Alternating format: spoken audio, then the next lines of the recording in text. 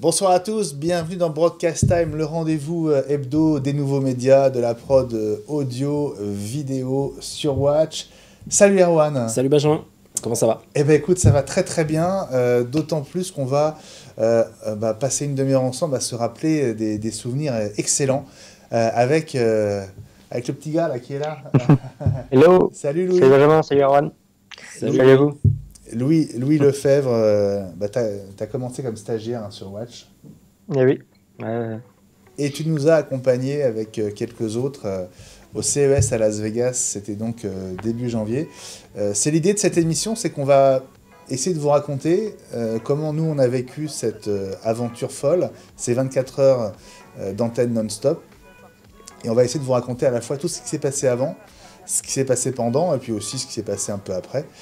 Voilà, pour partager notre expérience avec vous, parce que ça peut vous être utile, et puis c'est des bons souvenirs pour nous, donc ça nous fait plaisir de partager ça avec vous. D'abord, première question, pour prendre un peu de recul avec chacun de vous deux, quel souvenir vous gardez de cette expérience 15 jours, 3 semaines après notre retour Peut-être je vais commencer par toi, Louis. Quel souvenir tu gardes Qu'est-ce que ça... Par rapport à ce que tu imaginais, comment c'était? Moi, c'était mon premier CES, déjà, faut le rappeler. C'était mon premier CES, ma première fois aux États-Unis aussi. Donc, j'avais pas vraiment d'image du CES, mais c'est un truc exceptionnel, c'est énorme. On n'a vraiment pas pu tout voir, et puis en étant sur le plateau, on a vu même pas un dixième de ce qu'il y avait là-bas à Las Vegas. Mais c'est fou, Las Vegas, c'est fou, et le CES, c'est le rendez-vous mondial de la tech, donc c'est une chance d'être là-bas et c'est une chance de pouvoir le vivre de l'intérieur. Ouais. Et Erwan, toi Alors moi c'était mon premier CES, mais par contre Las Vegas je connais depuis un petit moment. Ouais. Par contre c'est vrai, la taille du CES est assez impressionnante, surtout quand on compare avec le NAB, c'est pratiquement 2 fois le NAB, parce qu'il y a le Sands en plus, il y a tous les parkings du LVCC, donc le Convention Center, qui sont pris par BM, par Google, qui font leur propre stand en fait avec le petit train là de chez Google qui ressort un peu un grand 8 directement. Donc c'est ce côté impressionnant qu'on n'a pas dans le milieu broadcast. L'high-tech a quand même plus de moyens, j'ai l'impression, qu'on a. Mais moi, au-delà du salon, parce que moi j'ai pratiquement pas vu, je pense comme Louis il a peut-être vu un petit peu plus, il a fait quelques confs. Moi, ça va être plus sur l'expérience de production et de l'émission 24 heures non-stop qu'on a fait avec Louis, parce que tous les deux, on a passé, avec Tom, son frère, pas mal d'heures dans la maison à tout préparer, mais on va en reparler un petit peu après. Bien sûr. En tous les cas, c'est un énorme souvenir, 10 jours assez intenses, même très intenses, et qui, très bonne expérience. Voilà. Bon, alors, pour tout vous dire, le CES, c'est un événement qui se prépare très très longtemps à l'avance, parce que moi, j'envoie mes premiers mails pour l'année d'après, avant l'été. Donc, en juin, en général, je reprends date avec le CES pour leur dire, oui, on est partant, on aimerait revenir. Et l'année dernière, enfin cette année, pour cette année, je leur ai dit, j'aimerais vraiment qu'on soit au même emplacement que l'année dernière, c'est-à-dire effectivement au centre, qui est un peu l'un des nouveaux bâtiments du CES, que le CES investit, dans lequel on va retrouver toute la French Tech, les startups, et le hall dans lequel on est, c'est le hall de Motic, de la maison connectée. On a un emplacement qui est génial, donc très tôt, je leur ai dit que j'avais l'intention de revenir et que j'aimerais qu'on soit au même endroit. Après, bon, il y a l'été, donc forcément, le temps est un petit peu plus lent, il ne se passe pas grand-chose, et puis à partir du 15 août et du début septembre, ça commence à nouveau à s'activer. Et en fait... je peux pas dire que j'y bosse en permanence pendant des mois, mais il n'y a quasiment pas un jour où il n'y a pas quelque chose à faire pour préparer le CES. Donc c'est une très très grosse prépa là à mon niveau. Après il y a la constitution de l'équipe où il faut effectivement savoir qui peut venir, à quelle date, etc. Et puis on va se retrouver autour juste avant Noël en fait, juste avant le début des vacances de Noël. Là on rentre dans la phase rouge. Au moment où on n'a qu'une envie, c'est de profiter des réveillons et de se reposer un petit peu. En fait, on est à 10 jours du départ et là, tout se précipite. Donc, il y a toute la phase de préparation du matériel en amont. Donc ça, c'est un truc que moi j'ai fait essentiellement tout seul parce que tout le monde est un peu éclaté à différents endroits en France à cause justement des vacances et du réveillon. Ça tombe très mal, hein, on va dire que le calendrier du CES, c'est compliqué. Est super dur pour ça. Et puis on s'est tous retrouvés en fait. Alors on a fait un dîner tous ensemble juste avant les vacances de Noël, histoire de se voir une fois et d'échanger, parce qu'il y a une partie de l'équipe qui se connaissait pas. Toi, tu connaissais pas une partie de l'équipe de Watch. Nicolas Botta, pareil, on connaissait pas beaucoup parce que lui venait vraiment de l'extérieur. Et puis on s'est dit, le 1er janvier, c'est le 1er janvier qu'on s'est retrouvé pour le matériel. Ouais. Juste après la réunion, c'est ça. Donc on s'est retrouvé ici en fait à Watch. Avec toutes nos valises. Et on est venu. Vous êtes beaucoup être venus avec des valises vides et être partis avec des valises pleines. Parce que le premier enjeu, c'est d'arriver à transbahuter tout le matériel à Vegas. Alors comme on était 10 à partir de Paris, ça faisait pas mal de possibilités de remplir des valises ou de prendre des deuxièmes valises. Mais on s'est comme ça réparti le matos. T'avais pris quoi toi par exemple, Erwan? Moi à l'aller, parce que c'était différent entre l'aller et le retour, moi j'avais la console de mix qu'on n'a pas utilisée. Voilà. Et j'avais des pieds, je crois, en plus de cam et autres. Et toi, Louis, qu'est-ce que tu transportais? Moi, je crois que j'ai des télés et je sais plus, mais ouais, des télés en gros, une valise remplie de télé qu'on a utilisée pour la régie. Pour la régie, ouais. Voilà. C'est les petits écrans de régie qu'on a utilisés. Ouais. C'est ça. Alors moi j'avais un peu le gros du matos parce que vous savez, comme on passe la douane, on va dans un pays étranger, il faut carnet ATA. Voilà, il faut on va dire remplir un certain nombre de formalités pour le matériel un peu pro. Donc j'avais demandé ce qui s'appelle un carnet ATA, qui est un document de douane reconnu dans tous les pays du monde, mais qui stipule très précisément le matériel avec lequel on part et qu'on s'engage à rapporter. Ça évite les problèmes, on va dire, à l'entrée dans certains pays. Donc dessus, j'avais les caméras de plateau, j'avais le mélangeur 4K, j'avais le rack que je venais d'assembler, qui nous a permis de faire l'enregistrement, le streaming et d'avoir aussi le monitoring avec les écrans. J'avais 2 caméras de reportage. Je crois que j'oublie rien. Enfin, moi, j'avais 4 valises en fait en soute. 2 MacBooks, 2 iPads, voilà. Et un peu de matériel comme ça. Donc voilà, le carnet étant à mon nom, il fallait que je voyage avec ce matériel-là. Donc moi, j'étais un peu obligé d'avoir ça. Du coup, je crois que j'ai filé ma valise de fringues à l'un de vous. Je sais plus qui l'avait transporté. Mais je pouvais plus transporter mes propres vêtements en fait. Donc ils ont voyagé avec l'un de vous. Et donc, nous, on est partis en premier. Oui, toi, tu es parti le même jour que nous et on va nous le lendemain. Ouais, non, on a pris le taxi c'est ensemble. vrai, voilà. c'est Je t'ai vrai. retrouvé à 5h du matin chez toi, tu te rappelles plus? C'est vrai, j'avais oublié. Et Louis et Tom sont partis pratiquement au même moment que nous. Ouais, on était sur les mêmes horaires, mais pas sur les mêmes vols. C'est vrai. Donc, alors, pour vous rappeler la chronologie, donc les 24 heures ont eu lieu du 10 au 11. Je me trompe pas, oui, c'est ça. Et nous, on a quitté Paris le 2 janvier au matin, donc 8 jours avant. On a été les premiers à partir, donc nous 4, toi Louis, plus ton frère Tom. Et en fait, du 2 au 6, l'équipe est progressivement arrivée à Las Vegas. Il y a eu des arrivées le 3, le 4, le 5. Il y a eu Nicolas, après il y a eu Alex qui sont arrivés petit à petit. Et après, il y a eu la deuxième maison, parce qu'on louait 2 maisons en fait. Et donc la première maison était avec nous, et puis après la deuxième maison s'est ouverte pour la deuxième partie de l'équipe. Voilà.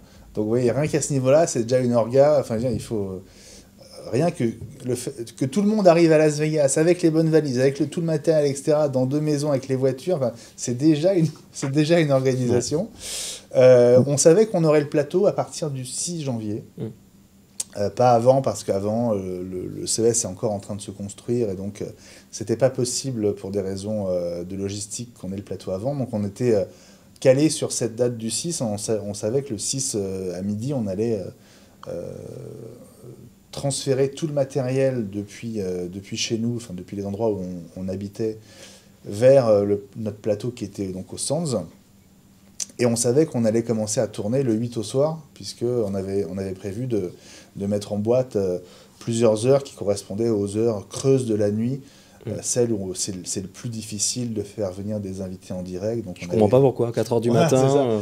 On avait choisi cette marge de sécurité un peu à cause, enfin, après l'expérience de la première année, dernière, où c'est vrai qu'on avait un peu galéré, justement entre 4h et 6h du matin, avec des invités qui avaient oublié de venir, s'étaient pas réveillés ou n'étaient plus en état de sortir, parce qu'on est quand même à Vegas et que voilà, les nuits sont longues et parfois chargées.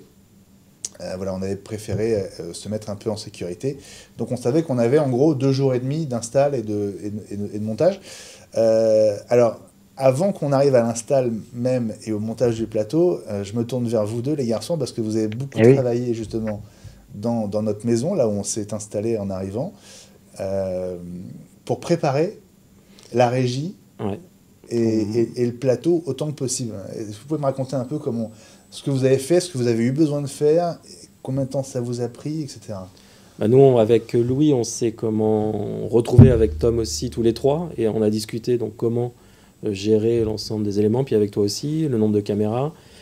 Du coup, on a testé les caméras, et là, première surprise, tu avais acheté donc, des caméras robotisées, des tourelles, ce qu'on appelle. Et sur les 3, il y en a 2 qui ne marchaient pas trop.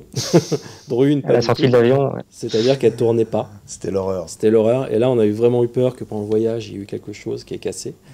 Donc en fait, c'était vraiment sur la... Malgré la protection. Malgré la protection adéquate que tu as faite. Mais au miracle, c'était, je crois, 2-3 jours après. Une fois qu'on les a installés sur le plateau. Quand on a monté le plateau, en fait, ça a remarché tout seul. Et là, on pense, il y a Nicolas qui nous a dit, c'est peut-être à cause de la température et de l'huile dans la soute et autres. Et c'est vrai qu'après, on n'a eu aucun souci. Les caméras se sont mises à fonctionner. Quand on les a sortis en arrivant à Las Vegas, il y en a 2 qui clairement n'étaient pas utilisables. Ouais, une sur l'autre. On pouvait pas tourner en fait. Avec le moteur, n'était pas assez puissant pour faire tourner les caméras. Ce qui est quand même problématique. Ouais, ça frottait en fait. Il y avait un vrai frottement qu'on entendait et qu'on sentait quoi. Et un peu miraculeusement, au bout de 2-3 jours, elle marchait nickel. La bonne étoile de watch. Voilà, la bonne étoile de watch. On a eu peur pourtant. Bon, donc ça c'était la partie caméra. Donc on avait monté, vous aviez déployé les caméras par terre, dans le salon, avec les câbles Ethernet en PO+, et le petit routeur. Pour les checker, et donc ça ne marchait pas. On avait la chance d'avoir une énorme télé dans le salon, et donc on a pu tester avec Louis et Tom. On avait notre régie directement dans le salon, donc ça c'était pas mal. Et puis on a surtout avec Louis, on s'est tapé le rack qu'il a fallu fait plugger à l'intérieur, donc et puis réfléchir à tout le flux de production qu'on allait avoir, parce qu'il y avait des exigences au niveau du enregistrement du flux tel quel, mais aussi à un mode clean. C'est-à-dire sans les habillages et autres. C'est moi les exigences. Oui, c'était toi les exigences. Après, il a fallu aussi qu'on réfléchisse sur tout ce qui était habillage. Donc, avec le logo, si on regarde la rediff, il y a un petit logo animé. Donc ça, c'est Louis qui s'en est chargé. On a créé des macros dans la thème et autres. Donc voilà, il y a eu toute cette période de réflexion. Donc, qu'est-ce qu'on doit faire? Quel cahier des charges? Et puis ensuite, mise en place plug du rack. Donc, je me rappelle avec Louis, on était attendus dans la maison voisine pour manger. Et on a voulu terminer justement ça. Et puis grâce à Nico aussi, qui a fait tous les petits câbles SDI sur mesure. On les a fabriqués sur place. On les avait fabriqués sur place. On avait une usine à fabriquer les câbles SDI dans la partie salle à manger. Voilà, que le salon était régi. Donc c'était assez compliqué. Et puis surtout, on a réfléchi, là, Louis pourra en parler un peu plus aussi, c'est tout ce qui est régie macro. Donc réfléchir comment on allait lancer les synthés. On a voulu lancer des synthés animés, donc pour les titres des invités. Et puis la petite animation du logo. Donc ça, on a créé des macros en fait sur le boîtier à thème pour générer ça. Donc les titrages, en fait, c'était des fichiers vidéo qu'on générait dans Final Cut. On a fait avec Louis, on a optimisé une template Final Cut Pro 10 au fur et à mesure de nos besoins. En fait, on rajoutait des fonctionnalités et ça permettait de rentrer très rapidement le nom d'un invité, la société, et de générer rapidement le fichier derrière. Louis, toi, je sais que tu as eu un certain nombre de surprises, pas forcément des mauvaises surprises, mais enfin quand même des surprises au paramétrage, notamment de la thème. Raconte-nous un peu comment ça s'est passé. Vraiment le premier déballage et les premières surprises. Qu'est-ce que tu as dû gérer? Bah, on a dû réfléchir à comment on installait notre flux, parce qu'on utilisait beaucoup de Blackmagic, en fait, un Athème, des hyperdecks pour l'enregistrement et pour les synthés aussi. Donc il a fallu définir comment on passe les synthés depuis Final Cut sur l'hyperdeck, puis après sur l'Athème. Et donc voilà, je sais pas à quoi tu faisais référence sur les problèmes, mais on a dû y aller à tâtons pour savoir comment marche chacune des étapes et comment on fait vivre ça ensemble et comment on facilite notre travail après sur place, sur le plateau. Parce que, en gros, en 10 jours, Louis et moi, on n'avait jamais utilisé tous ces outils-là. Donc, en fait, on a plongé dans la doc. Voilà, fallait paramétrer tous les éléments via Ethernet et tout. Et du coup, oui, c'est ce que disait Louis, c'est que comment on envoie le plus rapidement possible les éléments pour la diff. Comment on fait alors? En fait, on avait des hyperdecks. Donc, pour ceux qui ne savent pas ce que c'est un hyperdeck, c'est un outil qui permet soit d'enregistrer, soit de lire. En fait, c'est comme un enregistreur, un magnétoscope, avec des cartes SD. Donc, c'est Blackmagic qui fait ça. Et on en avait deux pour l'enregistrement, et puis un pour nous, en fait, pour diffuser en fait les éléments. Et ce qu'on a fait, en fait, c'est qu'on avait un MacBook Pro qui envoyait via FTP directement sur l'hyperdeck. Ça nous permettait d'éviter d'enlever la carte mémoire et de la remettre sur l'hyperdeck. Et ça permettait d'envoyer en fait les fichiers vidéo de titrage directement sur l'hyperdeck, et ensuite de l'hyperdeck on envoyait sur la thème et à l'habillage directement. Donc ça, c'est Louis qui avait pensé à ça sur le FTP pour économiser le temps en fait de enlever la carte SD, la remettre, et puis voilà. Il y avait quand même une carte à mettre et enlever et à remettre, non, à chaque fois, non? Non. Ouais, à chaque fois. Ah non? Si, à chaque fois pour mettre à jour la liste, c'est dans le logiciel. C'était un truc un peu bizarre. C'est le rafraîchissement en fait. Inexplicable. Fallait la décocher et la remettre en fait, juste appuyer dessus. Ça, c'était peut-être un retour à Blackmagic à faire parce que voilà, il n'y a pas de bouton refresh. Et donc, le seul moyen de rafraîchir en fait la liste des fichiers, c'était de l'enlever, de la remettre, juste de la déclipser, de l'inclipser. En fait, ce que je voulais dire tout à l'heure, Louis, c'est que tu me disais l'autre jour encore à Angoulême, parce qu'on y était il y a quelques jours, qu'il y avait un certain nombre de petites choses bêtes, mais que tu pouvais peut-être partager avec ceux qui nous regardent pour gagner du temps, parce que finalement, c'est des choses qu'il faut paramétrer, qui ne sont pas forcément intuitives. Oui, c'est ça, c'est sur les macros, par exemple, la thème ne prend pas en charge les fichiers vidéo. Donc pour faire des synthés qui sont animés, pour faire des titres qui apparaissent de telle ou telle manière selon ce qu'on a envie de faire,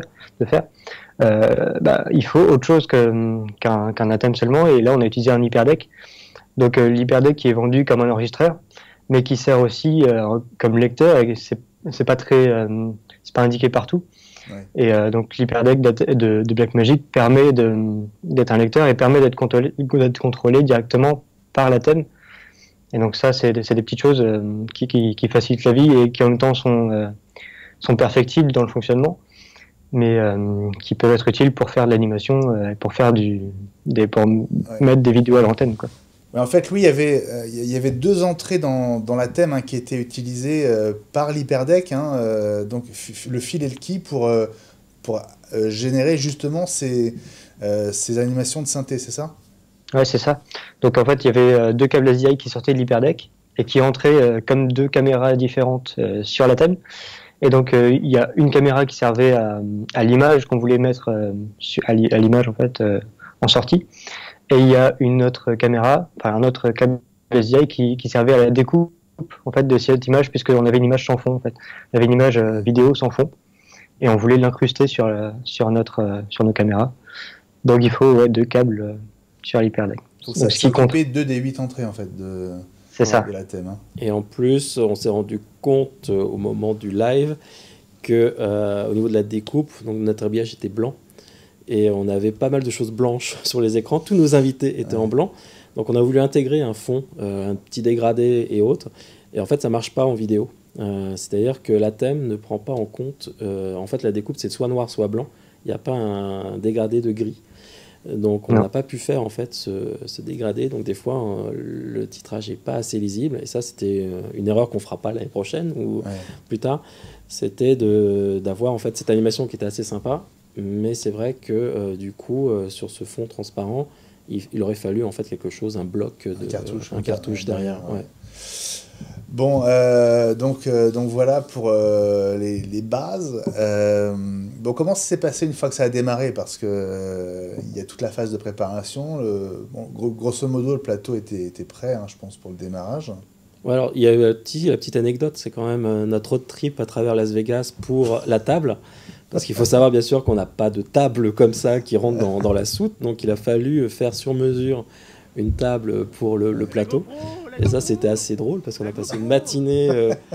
Moi, je connais le Las Vegas côté strip, mais Las Vegas côté usine de fabrication de tables à jouer et autres, c'était assez folklore, je trouve. Parce qu'on a fait faire, on va le dire, je pense, des flycases pour justement nos caméras, pour être sûr qu'elles ne se prennent pas des coups. On avait un peu peur, et pour la thème. Et on a trouvé une société super pour faire sur mesure des flycases et des coupes au laser et autres. Et du coup, par cette société-là, on est passé de société en société pour pouvoir faire... dans le même quartier. Dans le même quartier, pour faire les tables. Donc on a fait les arrière-boutiques de Las Vegas, voilà, les zones industrielles.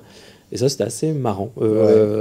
Et puis on a rencontré des gens super sympas. Sympa. Même si, parce qu'on avait un timing quand même de... Est-ce que vous pouvez nous le faire pour demain, pratiquement? Ouais, quasiment. Et on a réussi à trouver une société, Tanus, on va faire... qui a pu nous faire une super table, avec ce qu'on voulait directement. Donc ça, c'était livré le matin de l'enregistrement, du premier enregistrement. Donc on est arrivé le 2 pour le 8, mais en fait, il n'y avait pas un jour de trop. Hein. Enfin, je ne sais pas comment vous l'avez ressenti, mais Ah non. On n'a pas eu... Un jour de plus, ça aurait été bien. Voilà, il manque toujours un jour. Ouais, de toute façon... Mais c'était quand même pas mal. Bon, alors maintenant, on va dire que le live commence. Alors, on va mettre de côté les problèmes de diffusion parce qu'on en a parlé déjà pas mal à l'antenne. On a sans doute une solution assez sûre pour l'année prochaine, d'ailleurs. J'espère, en tout cas. Mais vous, à votre niveau, comment ça s'est passé? Il faut dire que cette année, on avait un peu choisi de se professionnaliser encore plus, c'est-à-dire que l'un de nous était spécifiquement détaché à un rôle de chef d'édition. Mais bon, c'est compliqué, hein, sur une durée comme ça de 24 heures, de bosser. Alors vous étiez 3 sur la même ligne, on va dire. Hein. Bon, comment c'est passé? On se répartissait un petit peu la gestion. Donc globalement, on avait 3 caméras plateau sur tourelle. Donc ces caméras, ce qui était intéressant, c'est comme ici, on va pouvoir enregistrer des positions. C'est-à-dire que si on a 2 invités, 0 invité, ainsi de suite, donc on peut enregistrer les positions. Ça permet de caler. Bien sûr, un invité ne se positionne jamais au bon moment, et durant les 24 heures, à chaque fois, les tabourets changent. Donc à chaque fois, il faut, à l'arrache, retrouver les caméras. Donc on a pu utiliser au maximum le slider, parce que du coup, c'était un plan qui était assez sympathique, parce que c'est un plan large en mouvement. Et ça nous permettait, nous, pendant ce temps-là, de refaire le cadrage en fait, de tous les gros plans et autres. Et donc, il y avait cette partie-là, en fait, gérer donc, les changements de plan, mais aussi tous les cadrages avec les caméras. Donc ça, avec Louis, on s'échangeait justement les postes. Soit il y en a un qui réalisait, l'autre qui faisait les caméras. Et il y avait le son aussi à gérer en parallèle, car pour des raisons X ou Y, la même personne qui parle 2 fois d'affilée, des fois le son changeait ou autre. Et puis après, les invités, on essayait absolument pendant les interviews qu'ils collent le micro, mais certains parfois hurlaient, d'autres parlaient très très bas. En fonction du temps change. Et du timing dans la soirée, plus on avançait, plus c'était compliqué. Donc il y avait cette pression un petit peu, mais je me rappelle que dès qu'on arrivait à faire un changement de caméra avec Louis et qu'il y avait le bon changement qui se faisait on se tapait, on se faisait un high five parce qu'on était content que voilà, il y a des transitions comme ça se voit pas pour vous, mais pour nous c'était une grande victoire derrière quand ça s'enroule plutôt pas mal. Donc je vais laisser Louis parler, mais voilà, c'était avec le chef d'édition aussi, c'était de savoir quand est-ce qu'on allait avoir les images, puis on était juste à côté, donc ça permettait de communiquer directement, dire voilà, tiens, j'ai des images d'illustres derrière, et puis on avait la paluche aussi sur la caméra, où il fallait switcher par rapport au slider, donc il y avait un petit temps de latence, donc souvent... Oui, parce qu'en fait, on n'avait pas assez d'entrées, en fait. Ouais. Notamment à cause de l'hyperdeck, hein, c'est ça, Louis, hein, on n'avait pas assez d'entrées, en fait. Bah non. On en avait que 8 sur quoi, combien 6 caméras non, ouais, c'est ça. Ouais, c'est et ça. Plus l'hyperdeck. Et plus la paluche.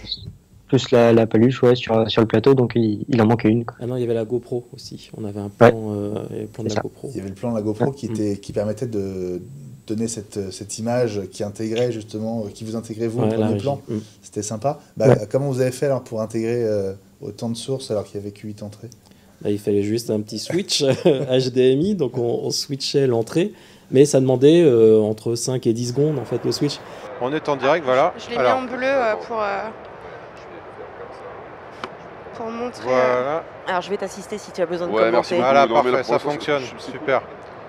Donc Alors, il fallait qu'on voit, dès que quelqu'un prenait la caméra paluche, qu'on change de caméra et qu'on switch dessus pour qu'à un moment donné, c'est pour ça qu'il y a toujours un petit délai lorsque la personne prend la caméra et qu'on voit l'élément, c'est que le temps que le switch fasse son effet et que l'entrée arrive à la thème, il fallait en fait autour de 5 secondes, je pense, le temps que ça bascule. Donc il fallait faire un choix entre la paluche et la GoPro. Donc... Ouais. Bon, et si je vous demande ce que vous aimeriez avoir de plus ou améliorer l'année prochaine, qu'est-ce que vous me diriez? Je vais commencer par toi, Erwan. Là, le son n'était pas à côté, en fait. Et je pense qu'il faut vraiment quelqu'un au son non-stop. Donc quelqu'un qui gère le son et les positions de caméra et le réalisateur à côté. Je pense que c'est intéressant de mettre le son, le réalisateur et le chef d'aide. Parce que le son, c'est vraiment ce qui est le plus important. Et comme on reçoit une centaine d'invités, il faut toujours régler à chaque moment. Donc moi, c'est peut-être plus ça. Et puis après, c'est-à-dire finalement la disposition des différents postes sur la première ligne, c'est ça? Ouais, et que la personne qui fasse le son, une fois que c'est calé au début de l'interview, que l'invité est posé, on peut passer aux caméras et aux positions des caméras. Donc au début de l'interview, on sera plan large et haute, et puis après, on pourra peut-être zoomer, mais au moins que quelqu'un ait toujours le son non-stop. Parce que là, fallait passer par derrière, et des fois, on était tout seul à tout gérer, et c'était... Voilà, mais au moins qu'il y ait quelqu'un, réalisateur, son, et puis chef d'aide, et je pense que ce serait pas mal. Ouais. Bon, même question pour toi, Louis. Qu'est-ce que tu aimerais faire de plus ou différemment l'année prochaine? Moi, j'attends le générateur de titres de Blackmagic, un truc hyper simple avec un clavier qu'on puisse intégrer dans la thème directement, qu'on puisse faire comme ça en 5 secondes un titre avec le nom d'une personne, parce que on avait un planning qui était déjà prêt et à peu près établi, donc on avait déjà préparé nos synthés. Mais il y a forcément des gens qui se rajoutent, des gens qui viennent à la dernière minute, et j'attends le générateur des titres de Blackmagic. On est d'accord, c'est un produit qui n'existe pas aujourd'hui. Non, ça n'existe pas. Non. Non, et puis un truc, parce qu'ils ont un plugin dans Photoshop pour faire des choses, mais quand on veut faire des choses animées, quelque chose assez évolué, donc, ou faire une passerelle avec DaVinci Resolve, je sais pas, avec Fusion, pour lancer des titres et que ce soit facile à faire, parce que là, on a trouvé une solution, mais c'était un peu compliqué. Un peu tordu. Bon, écoutez, merci beaucoup à vous deux d'être venus dans Broadcast Time aujourd'hui pour nous faire vivre, nous raconter comment ça s'est passé de votre côté. Grand merci à vous deux parce que vous avez été au top. Non, il y a Tom aussi. Oui, vous êtes vraiment, il y a toute l'équipe évidemment. Il y a Tom, le frère de Louis, et puis il y a qui a pas mal aidé aussi sur l'installation. Nico, Alex, Ludo. Je pense qu'on était 12 et 12 à travailler. Il n'y a pas quelqu'un qui a. Bien sûr. Assez important. Bien sûr. Voilà, j'espère que ça vous a en tout cas intéressé, que vous avez appris des choses. Si vous avez des questions, n'hésitez pas à nous contacter. Si on peut vous aider sur un point ou un autre, on le fera avec plaisir. Et puis, abonnez-vous au podcast de Broadcast Time. Je vous le rappelle, Apple Podcast et Google Podcast. L'émission est largement rediffusée toute la semaine. Nous, on se retrouve mardi prochain pour un nouveau numéro de Broadcast Time. Salut Erwan. Salut Benjamin, salut Louis. Et puis salut Louis. Salut, merci à vous. À très bientôt. vite sur Watch. Bonne soirée, bonne journée sur Watch où les programmes continuent. Ciao, salut. Bye bye. Salut.